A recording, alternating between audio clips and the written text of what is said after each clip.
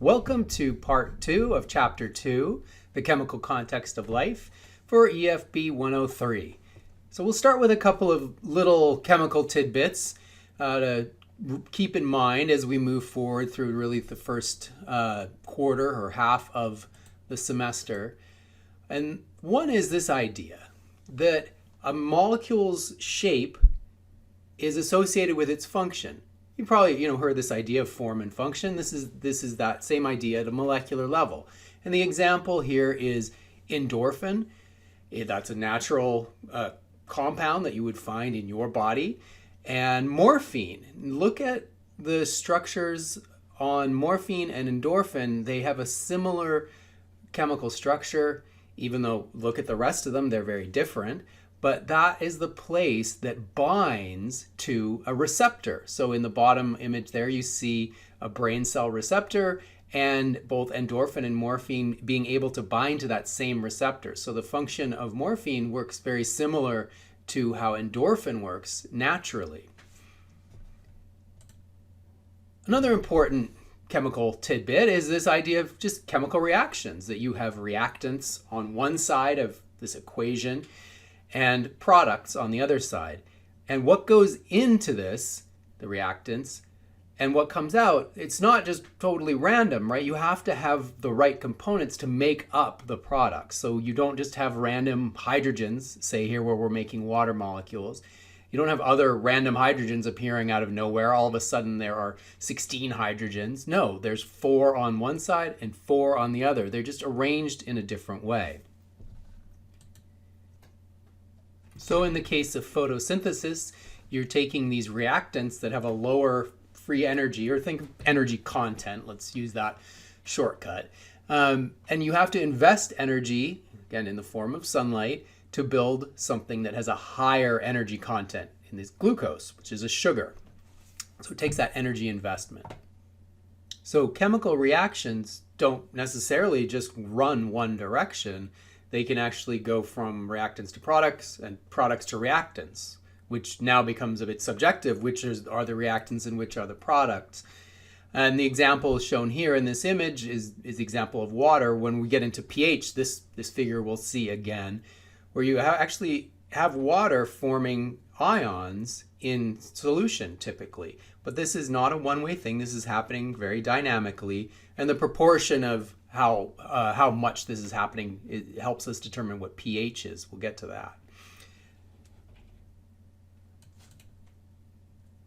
So let's talk about water. Water has some really amazing properties that are really important for life. So let's look at the chemical structure of water, which we've seen hints of in the previous session. We have H2O, right? So 2 hydrogens and an oxygen.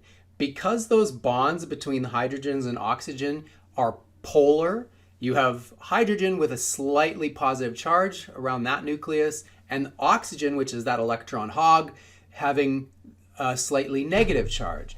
As a result of that, when you have other water molecules interacting, we see in this figure in the middle here, those slightly positive, slightly negative charges interact. That forms that hydrogen bond, this interaction. And if you have a bunch of water molecules, they're going to form all kinds of hydrogen bonds. So this is really fundamental in terms of how water works. So here is water interacting with another water molecule. Here is in panel B, we see water interacting with another organic compound. So again, it doesn't have to hydrogen bond with itself. It can hydrogen bond with other things. And here we see this positive hydrogen atom on our organic molecule. And here we have the negative oxygen, because it's an electron hog. It's being attracted to this slightly positive hydrogen here. So what does that mean? What are the consequences of that? Well, one is this cohesive property, this idea that water tends to form droplets or has surface tension. This is called cohesion. Cohesion means these water molecules tend to sort of stick together. This is just an amazing photo. It gives you a sense of that, those water molecules forming those almost spheres in this case. They're interacting more with each other than the surface of this insect. So if they're interacting with other things, this is called adhesion. The example here with this beaker with water in it, and then we have these glass rods within the beaker, and water works its way up those glass rods because of that adhesive behavior. The water is attracted to the charged glass rods, and up it goes. Why is that important in living systems? Well, think of how a tree works. The direction of water flow from the ground up into higher parts of the tree rely on this adhesive behavior of water. Water is also great at temperature moderation. It said that water has a high specific heat. So what is specific heat? What does that mean? Really, it just means that there's a large amount of energy required to change the temperature of water. So it kind of has a buffering effect. You can think of it like that. And a good example of that would be here in this map showing the Pacific coast down in Southern California. If you live in a coastal region, that body of water, the huge Pacific Ocean there, helps moderate the temperature. So the sun's hitting San Diego, the temperature doesn't leap up because there's that water there acting as a buffer. Whereas you go over to Palm Springs, Palm Desert area, that you don't have that huge body of water, so the sun hitting that, and the temperature increases much more quickly. This is obviously helpful in living things because everything contains water, and that water helps moderate the temperature changes for those living things. Water also has a high heat of vaporization. Now think about what's happening when water vaporizes. Those hydrogen bonds are breaking apart, and the individual molecules are floating off, right, becoming a gas. When that happens, when those bonds break, that actually draws energy away from the surface. So it has a high heat of vaporization, it draws energy away. What are the consequences of that? Evaporative cooling. So here we see some examples where you're hot, you're sweating, and that evaporation draws that heat away, and so you get a cooling sensation as a result. Water is more dense as a liquid than a solid. This is unusual for matter in general. Typically, a solid is going to be more dense than the liquid form. So what does that mean? Water freezes from the top down. This sounds like a no-brainer, right? It's cold here in Syracuse. Ice freezes. You can go ice skating on it, and below is liquid water. Here's that lattice type structure where we see solid water, frozen water, ice, right? Look at how very neatly arranged all our water molecules are. It forms this lattice, and these are basically spread out as evenly as possible in this lattice type structure. In liquid, the water molecules are bumping into each other, like the Three Stooges moving around, and they're much closer together. So this is more dense in a liquid state. Therefore, ice floats. And as a consequence, if anything's living in that water, whether we're talking about early life or anything that's around today, they don't freeze solid. Life can continue underneath the ice. Water is a great solvent. I told you I would bring this up again when I talked about ionic bonds. Here's why ionic bonds aren't as good as covalent bonds. We have sodium chloride stuck together like magnets, sodium and chloride ions, but along comes water. Now, any individual water molecule doesn't have as strong a charge as a sodium or chlorine ion, but collectively, as we see in the image on the right here, you have a few waters. That's enough to surround that sodium ion, break it away, chip it away from that salt crystal. And look at chlorine. You have the positive, slightly positive hydrogens associating with that negative chlorine. And this forms something called a hydration shell. Hydration, think water. and it forms around those ions. So each ion is now surrounded by these water molecules oriented based on their charges. This same thing works if we're talking about larger things like big globular proteins that have different charges on their surface. Water is a great solvent because guess what? If something's negatively charged, water can interact with it. If it's positively charged, water can interact with it, right? Because water has both the positive hydrogens and negative oxygens. So it's very versatile. A couple of really important terms that we'll hear throughout the semester and you'll hear beyond is hydrophilic. Hydro is water, philic or philia means loving, and hydrophobic means water fearing, right? So something that's hydrophilic will dissolve in water or interact with water. Hydrophobic will not interact with water. Now, as a consequence, even hydrophobic things can be sort of shaped by water because water is excluding those, or they're excluding water. And those hydrophobic things tend to be forced together and aggregate away from water. And that can be just as important. This came up before, this idea that water can form ions. So H2O can form a hydroxide ion and a hydrogen ion. What's the consequence of that? This introduces this whole idea of pH. So the pH scale ranges from 0 to 14. I'll show you why that is in a second. And you're probably generally familiar with the idea of pH. Water is pH 7. Something like stomach acid is somewhere around, here it says 2, 3, 4, somewhere in that range. Things that are very basic, household bleach, for example, are up in that range of 12.5 pH. So how does this work? Water can form ions, right? So a hydrogen is taken from one water molecule attached to another. This forms a hydronium ion, which is usually just represented as that H+.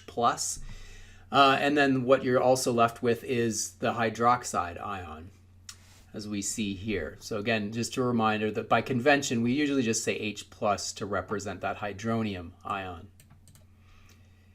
So the dissociation of water molecules is happening in equilibrium, but things can shift that equilibrium to, say, more hydronium ions or fewer of those, and the proportion of those is what determines pH. So let's take an example here. Acids increase that H+ concentration.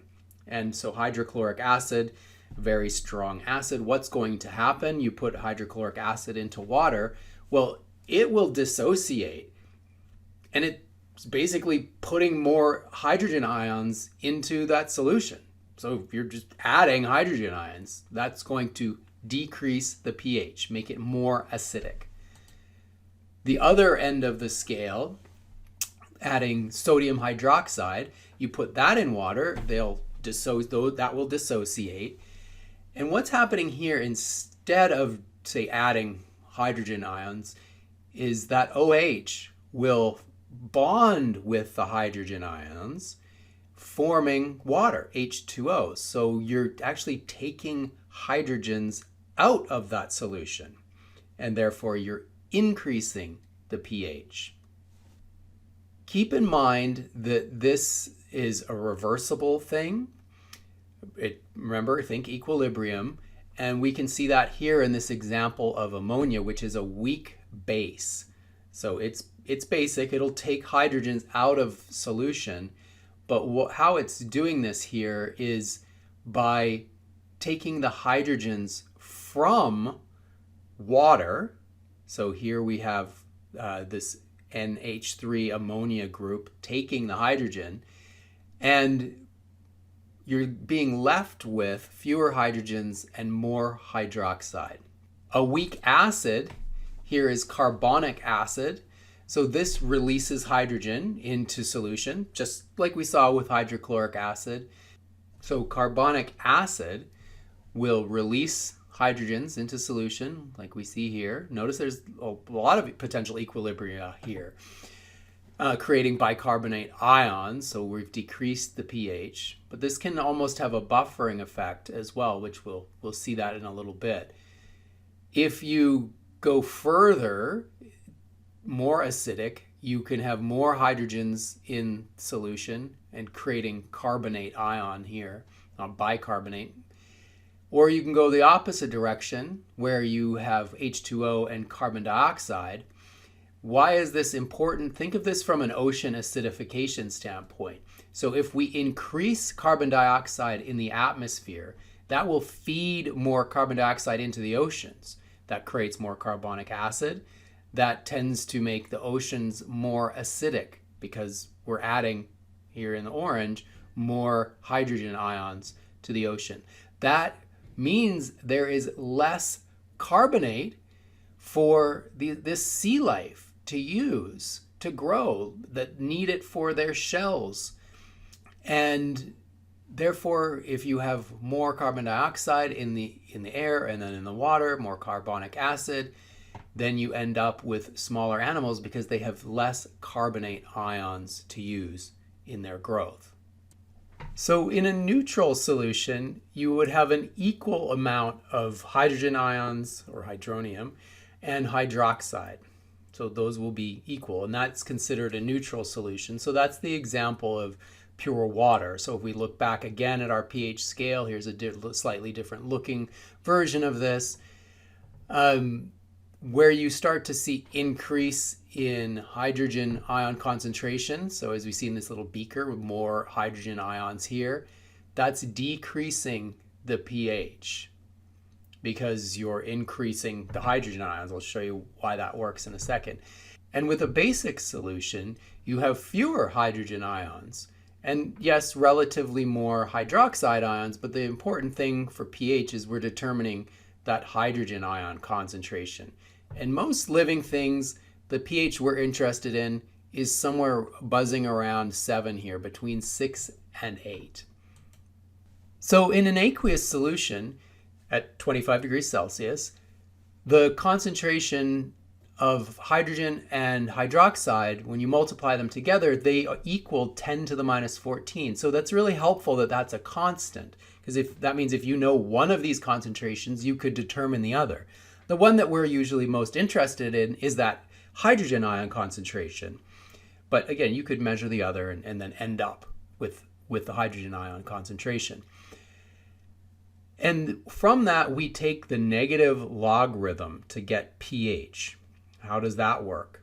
Well, look at our example on the bottom here. Our concentration in this case, neutral solution, is 10 to the negative 7 molar. So that's our hydrogen ion concentration. What happens when we take the logarithm of a number? We're basically going after this exponent.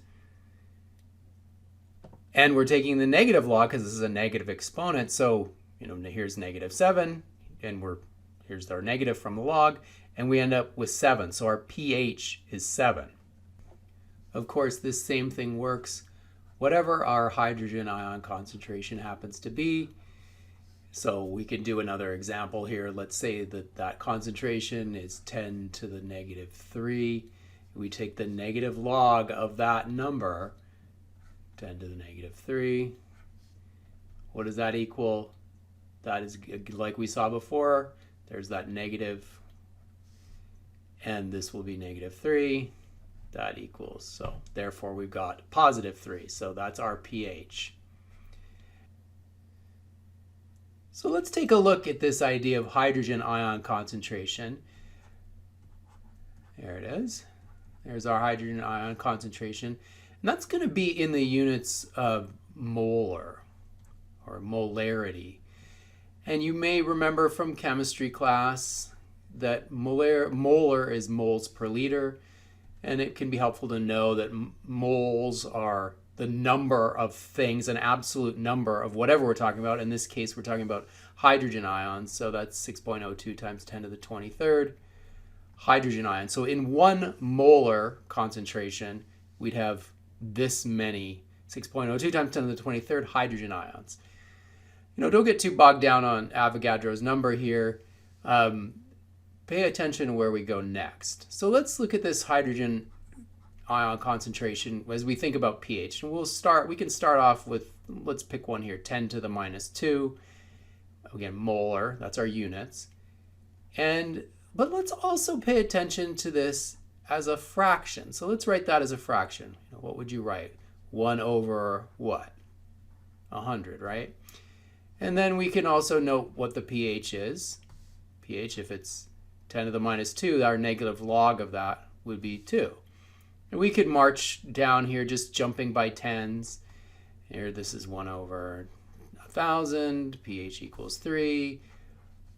10 to the minus 4 concentration, that'd be 1 over 10,000. You can hopefully recognize the pattern here. So what we're seeing as we have a tenfold decrease, right? We're decreasing here. Sometimes if you focus on the exponent, you sort of see that getting bigger. But remember, these are to the negative 2, to the negative 3. And so we're seeing 1/100th and 1/1000th. So we're seeing this get 10 times, hydrogen ion concentrations getting 10 times less for every jump of a single unit in pH. And so we could do, let's just for fun here, do a bigger jump to pH 6. What would be the multiplier here? So if these are by 10, this would be, right, by 100, because we could write it as a fraction here. This is going to be 100,000. No, it would be 1,000,000. So you can work through these on your own just to get a real sense of it, but understand that relationship and that scaling between our logarithmic numbers noted here as a pH and what is underlying it, which is these concentrations of our hydrogen ions. Now remember that the pH in most living things is somewhere between 6 and 7. How is that? Why does that not go from extremes depending on the environment or something that the cells take up? How does that not change? What is happening here is that pH is buffered from change. And that's done by buffers. These are chemicals that help minimize changes in concentrations of these ions. And so your cells and things, so even solutions, we might use in the lab, these buffers, these help stabilize that pH. So what's happening here? Well, here's our good friend carbonic acid again. So we know it's a weak acid. And so what happens when pH rises? Meaning something's becoming more basic. The solution's becoming more basic. Carbonic acid will release hydrogen ions. So that is increasing the hydrogen ion concentration, which means it's decreasing the pH in response to that rise of pH. As pH drops, becomes more acidic, you have the reaction going the other way, where hydrogen ions are being pulled out of solution, and this carbonic acid is ending up with them basically taking hydrogens out of solution. So this can work in both directions, and this is that buffering effect. All right, so that's it for the introductory stuff on the chemistry of life. We'll start to delve in more deeply in Chapter 3 about starting to put the pieces together into bigger molecules and what those molecules do. See you next time.